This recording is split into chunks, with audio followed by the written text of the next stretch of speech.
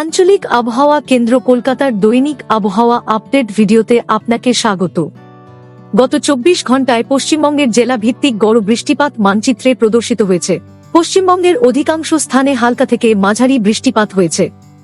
উত্তরবঙ্গের কোচবিহার, কালিম্পং, জলপাইগুড়ি ও আলিপুরদুয়ার জেলায় 1 বা 2 স্থানে ভারী থেকে অতি ভারী বৃষ্টিপাত এবং দক্ষিণবঙ্গের নদিয়া, উত্তর 24 পরগনা ও পশ্চিম মেদিনীপুর জেলায় 1 বা 2 স্থানে ভারী বৃষ্টিপাত হয়েছে। গড় সমুদ্রপৃষ্ঠের মৌসুমী অক্ষরেখা বর্তমানে শ্রীগঙ্গানগর, রোহতক, উত্তর মধ্য উত্তরপ্রদেশের উপর অবস্থানরত নিম্নচাপ এলাকার কেন্দ্র গোরখপুর ও মুজাফফরপুর অতিক্রম করে সেখান থেকে পূর্ব দক্ষিণ পূর্ব দিকে মিজোরাম পর্যন্ত বিস্তৃত রয়েছে। পশ্চিমী বায়ুপ্রবাহে একটি ট্রাফ 1.5 কিমি গড় সমুদ্রপৃষ্ঠের উপরে অক্ষাংশ 21 ডিগ্রি উত্তরের উত্তরে প্রায় 88 ডিগ্রি পূর্ব দ্রাঘিমাংশ বরাবর বিস্তৃত রয়েছে।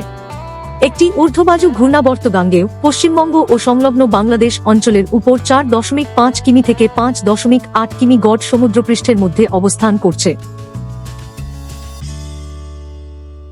আগামী 7 দিনের আবহাওয়ার পূর্বাভাস মানচিত্রে প্রদর্শিত হল।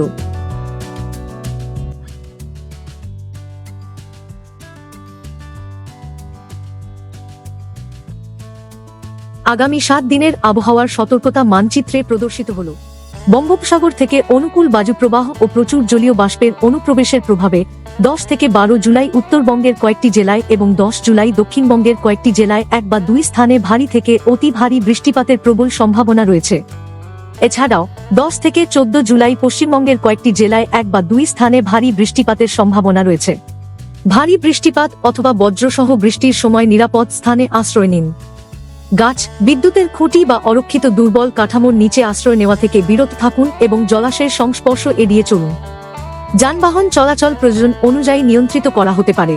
আবহাওয়া সম্পর্কিত আরও আপডেটের জন্য আমাদের অফিসিয়াল ওয়েবসাইটটি অনুসরণ করুন।